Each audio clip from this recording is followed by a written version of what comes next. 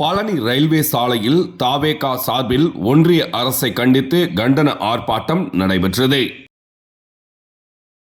திண்டுக்கல் மாவட்டம் பழனி ரயில்வே சாலையில் உள்ள தந்தை பெரியார் சிலை அருகே தமிழக வெற்றிக் கழகம் சார்பாக ஒன்றிய அரசு தொடர்ந்து வக்பு வாரிய சட்ட திருத்த மசோதாவை கொண்டு வந்துள்ள நிலையில் இஸ்லாமியர்கள் இச்சட்டத்தினால் வெகுவாக பாதிக்கப்படுவார்கள் என வலியுறுத்தி உடனடியாக ஒன்றிய அரசு வக்பு வாரிய சட்ட திருத்த மசோதாவை திரும்ப பெற வேண்டும் என வலியுறுத்தி கண்டன ஆர்ப்பாட்டம் நடைபெற்றது.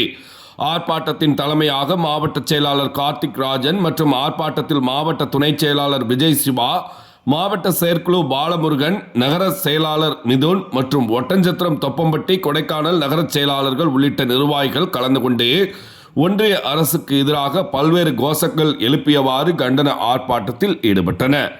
தொடர்ந்து ஒன்றிய அரசு மக்கள் விரோத போக்கை கடைபிடித்து வரும் நிலையில் மக்களின் நலனுக்காக பாடுபட வேண்டும், மக்களுக்கு எதிரான சட்டங்களை உடனடியாக திரும்ப பெற வேண்டும் என தாவேகாவினர் வலியுறுத்தி வருகின்றனர். வெள்ளிக்கிழமை மாலை 4 மணி அளவில் கிடைக்கப்பெற்ற தகவல். அரசியல் சாசன சட்டத்தை மீறாதே.